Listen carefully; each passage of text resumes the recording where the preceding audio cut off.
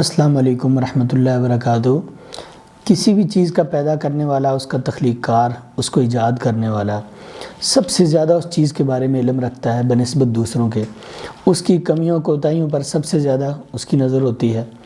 اس کی اچھائیوں اور اس کی خاصیات کا سب سے زیادہ وہ جاننے والا ہوتا ہے، کیونکہ اس نے اس کو خود پیدا کیا ہوتا ہے اور وہ اس کے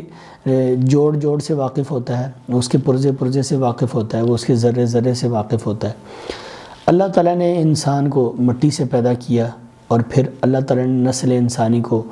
ایک پانی کے حقیر قطرے سے آگے بڑھایا۔ اللہ رب العالمین سے بڑھ کر اس انسان کی تخلیق کو، اس انسان کی پیدائش کو، اس انسان کی جسم اور روح کی غذا کو اور انسان کی کمیوں اور کجیوں کو اور اس کی اچھائیوں اور خاصیات کو کون جاننے والا ہے؟ یقیناً اللہ سے بڑھ کر، رب العالمین سے بڑھ کر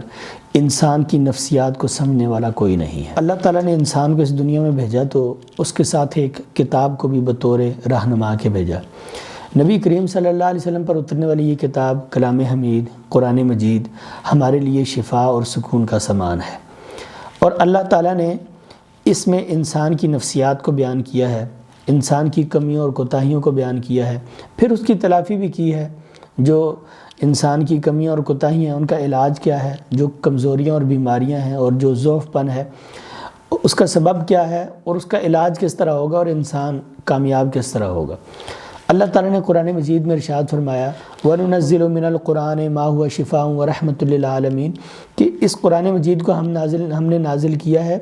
یہ لوگوں کے دلوں کے لیے سکون کا سامان ہے اور یہ سارے جہانوں کے لیے رحمت ہے۔ اللہ تعالیٰ کی اس رحمت اور سکون کے سامان کو ہم نے صحیح سمجھا ہی نہیں، اور ہم نے قرآن مجید کو اپنے مقاصد کے لیے استعمال کیا ہے، ہم نے اس سے سکون اور شفا کو پایا ہی نہیں۔ ہم کیا کرتے ہیں، قرآن مجید کو باندھ کر، اس کو لکھ کر گھر کے کسی کونے کوچے میں رکھ دیتے ہیں، یا اس کو غلاف کے اندر لپیٹ کر برکت کے طور پر گھر کے کسی کونے میں رکھ دیتے ہیں۔ اس سے ہم وہ استفادہ نہیں کرتے جس کا اللہ تعالیٰ نے حکم دیا یا رسول کریم صلی اللہ علیہ وسلم نے حکم دیا۔ اسی طرح قرآن مجید میں اللہ تعالیٰ نے اپنے ایک برگزیدہ پیغمبر کے متعلق فرمایا وَإِذَا مَرِضْتُ فَهُوَ يَشْفِينِ کہ جب میں بیمار ہوتا ہوں تو مجھے اللہ تعالیٰ شفا دیتا ہے۔ اور اللہ تعالیٰ کس طرح شفا دیتا ہے؟ اپنے اس کلام کے ذریعے۔ اللہ تعالیٰ نے اپنے پیغمبر کے ذریعے یہ بات ارشاد فرمائی۔ نبی کریم صلی اللہ علیہ وسلم ارشاد فرماتے ہیں لِكُلِّ دَاءٍ دَوَاءٌ کہ ہر بیماری کے لیے علاج ہے۔ اور ایک اور حدیث میں ہے کہ نبی کریم صلی اللہ علیہ وسلم نے ارشاد فرمایا ما انزل اللہ داء الا انزل اللہ لہ شفاء کہ اللہ تعالیٰ نے جو بھی بیماری اتاری ہے ساتھ اللہ تعالیٰ نے اس کی شفا بھی نازل کی ہے۔ جب وہ شفا والی چیز یا وہ سبب جب بیماری کو پہنچ جاتا ہے، مرض کی نشاندہی ہو جاتی ہے، تشخیص ہو جاتی ہے، تو اللہ تعالیٰ اس کے ذریعے سے شفا بخشتا ہے۔ لیکن ہماری کمزوری یہ ہے کہ ہم نے قرآن مجید کو پڑھا ہی نہیں، ہم نے قرآن مجید کو سمجھا ہی نہیں اور ہم نے اس پر عمل ہی نہیں کیا، اور ہم نے یہ کبھی جسارت ہی نہیں کی کہ ہم قرآن مجید کو کھولیں، اس پر غور و فکر کریں، تدبر کریں اور اپنی کمزوریوں کو قرآن مجید کی روشنی میں دیکھیں اور پھر ہم قرآن مجید کے ذریعے سے اس کا علاج کریں۔ یہی وجہ ہے کہ ہمارے معاشرے میں بڑھتے ہوئے روحانی مسائل، نفسیاتی مسائل، جادو جنات کے مسائل، نظر بد کے مسائل، ڈپریشن، بے سکونی اور غیر یقینی کی جو یہ صورتحال ہے، اس میں یہ قرآن مجید ہمارے لیے راہ نجات ہے۔ اللہ تعالیٰ نے قرآن مجید میں ایک مقام پر ارشاد فرمایا یا ایھا الناس قد جاءتکم موعظۃ من ربکم وشفاء لما فی الصدور اے لوگو تمہارے پاس ایسی چیز آئی ہے جو واعظ اور نصیحت ہے، اور جو تمہارے دلوں میں ہے، تمہارے سینوں میں جو ہے، جو تمہارے دلوں میں اضطراب کی کیفیت ہے، جو تمہارے دلوں کے اندر بیماریاں ہیں، ان کے لیے یہ شفا اور سکون کا سبب ہے۔ لیکن ہم نے اللہ تعالیٰ کے اس کلام کو، اللہ تعالیٰ کی اس رہنما کتاب کو ہم نے استعمال ہی نہیں کیا اور ہم نے اس سے فائدہ ہی نہیں اٹھایا۔ ایک اور مقام پر اللہ تعالیٰ کا ارشاد ہے قُلْ هُوَ لِلَّذِينَ آمَنُوا هُدًى وَشِفَاء کہ کہہ دیجئے یہ قرآن مجید لوگوں کے لیے ہدایت اور شفا کا سامان ہے۔ تو ہم نے اس قرآن مجید سے